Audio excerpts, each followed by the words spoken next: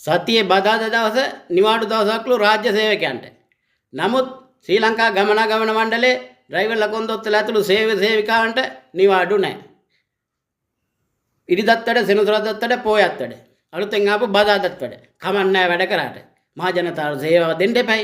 නමුත් එහෙම වැඩ ගන්නවා නම් ගෙවන්න ඕනි ඩබල් පඩි. පෞද්ගලික අංශෙත් එහෙමයි. ඩබල් පඩි ගෙවනවා නිවාඩු දවස් වැඩ කරොත්. නමුත් ඇයි මණ්ඩලයට විතරක් බැරි? මං ඩිපෝ මට්ටමින් පොඩ්ඩක් හොයලා බැලුවා. ඩිපෝෙන් කියනවා තාම චක්‍රලේඛනේ ඇවිල්ලා නැල්ලු. මේක පුදුම කතාවක් නේ. කාගේද දෝෂේ? ළංගවේ පාලකයන්ද? එහෙම නැත්නම් රාජ්‍ය පරිපාලනයේ දෝෂයක්ද? අනිත් අයට නිවාඩු ලස්සනට යනවා. ඒ වැඩ පිළිවෙල යනවා.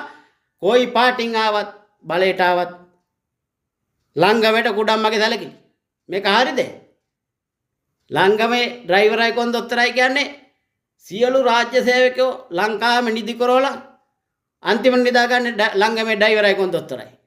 ඒ නිදාගත්ත සියලු රාජ්‍ය සේවකයන්ට කලින් පළවෙනියටම නැගිටින්නේ ළංගමේ ඩ්‍රයිවරයි කොන්දොස්තරයි. මේ තරම් දුක් විඳින ජනතාවකට මෙහෙම කරන එක හරියද? නිවාඩු දාසේ වැඩ ගන්නවා නම් ගෙවපියව ඩබල් පඩි ළංගම සේවක සේවිකාවන්ට.